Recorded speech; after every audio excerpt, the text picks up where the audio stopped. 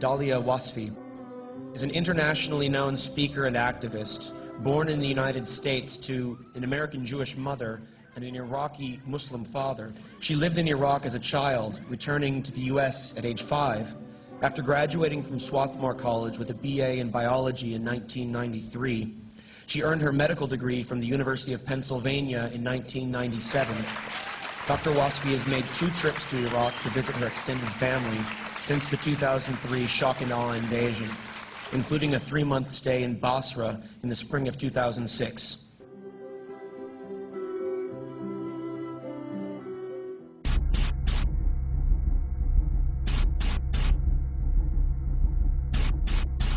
The media can go ahead and do a blackout of it.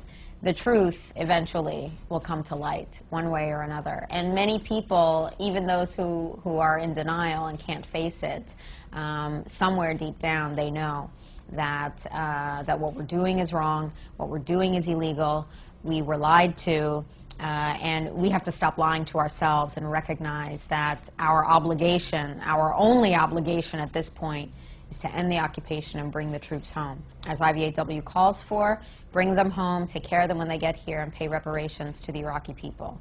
But the first and foremost step is ending the occupation, bringing the troops out of harm's way, getting them away from the Iraqi people who inevitably pay the highest price for continued occupation. Oded Yinon. Oded Yinon is the Israeli scholar who put forth the paper, A Strategy for Israel in the 1980s. And in that paper, it's a plan that's outlined to basically divide up the Arab world, and Iran too, I believe, into smaller states, with the idea that smaller states are weaker states and therefore easier to dominate and control. The goal is divide and conquer. If people are pitted against each other and fighting each other, then they are basically, their attention is diverted, and it's easier for the empire power to take the resources and subjugate the people, and then you have colonialism. So in this paper, there's basically, it was a right-wing proposal, but nevertheless, you see it coming to pass today with the proposal to divide Iraq into three parts, which is not what Iraqis want. The majority of Iraqis want the occupation to end. They want the restoration of Iraq. A clean break, a new strategy for securing the realm, came afterwards, but also in the spirit of A Strategy for Israel in the 1980s by Oded Yinon. That paper was written, A Clean Break was written by Richard Pearl, Douglas Feith, and David Wormser. All 3 of them had high-ranking positions in the government of Benjamin Netanyahu in 1996, and that paper was written for that administration in Israel. That paper called for 3 major objectives: cutting off peace talks with Yasser Arafat, it was 1996, keep in mind, launching military assaults on the occupied territories of Palestine, and those 2 things ended up happening. And the third objective was deposing Saddam Hussein. So, 2002, Richard Pearl, Douglas Feith, and David Wormser are now all high-ranking members of the Bush administration. Richard Pearl, head of the Defense Policy Board, which is an advisory group to the Pentagon. A third of its members had ties to companies that got billions of dollars of contracts when we decided to go to war. So again, conflict of interest. But he was involved, and he was a big cheerleader for attacking Iraq. A high-ranking member of the U.S. administration that was formerly a high-ranking member of the Likud administration. So Americans need to have that information and then ask themselves, where does their loyalty lie? Whose agenda does this serve? Who does this benefit? Does it benefit the American people? Does it defend American national security to send our troops, including the National Guard, 8,000 miles away? Or are you defending the national security of someone a little bit closer in that neighborhood in the Gulf?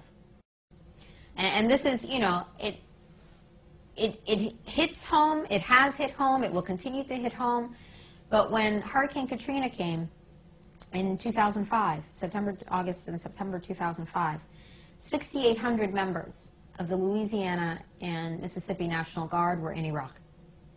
And they asked Michael Chertoff, who's also a Zionist neocon, they asked him, you know, why don't you bring the National Guard home? And they're like, well, we sent them to Iraq for a reason. We would only bring them home if it were an emergency. If Hurricane Katrina was not an emergency, then maybe a hurricane that hits Malibu or the Hamptons is an emergency, not victimizing poor black people predominantly. But that's the reality, is that high-level members of the administration have ties to corporations, have ties to foreign governments. And Douglas Feith actually had to resign from his position in the Pentagon. He was the third highest ranking civilian in the Pentagon.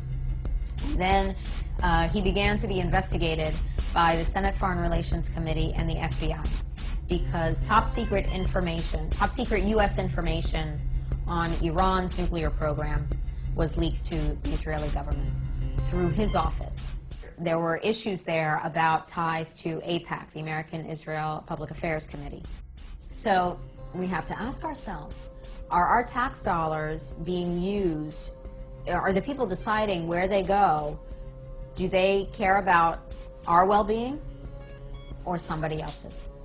And that is the ultimate question, because that's what the Bush administration is telling us, that we're doing this for you, we're protecting you, this is all for you.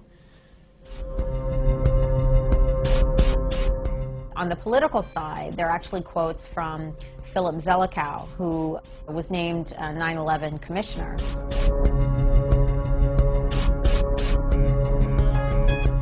He's one of the neoconservative Zionists who is in the Bush administration's cabal at the time of the invasion. And he's speaking at University of Virginia in September of 2002. He said, why would Iraq make nuclear weapons and attack us with nuclear weapons? I'll tell you what the real reason is. It's to protect Israel. But this is not a good sell to the American people.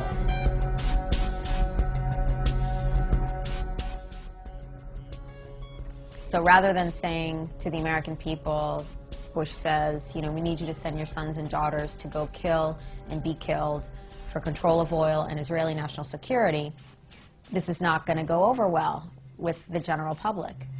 But September 11th happened. We were made to be afraid. The whole country was in a state of shock.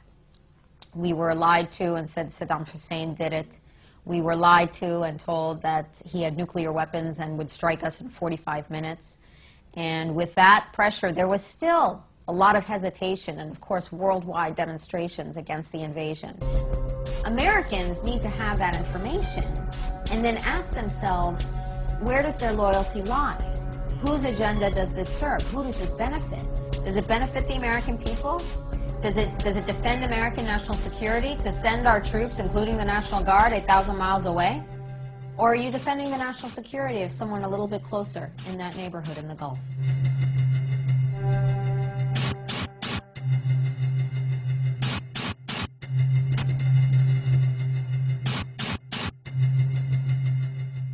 I don't know if they're Israeli citizens. It doesn't take much to get Israeli citizenship. You show up and you show proof that you're Jewish and you're a citizen. So they were high-ranking members of the Israeli government at the time. Aren't Palestinians Semitic too? Mm-hmm. Yeah, the definition is pretty much anybody from that region, the Mediterranean region. So anti-Semitic doesn't even make any sense. You know, what can I say? The Zionists took the land, they took the terms, they took the hummus. It's a tough call to say who's controlling whom. Both administrations, Israeli and U.S. administrations, are benefiting from the relationship, and the majority of people are paying the price, and a horrible price.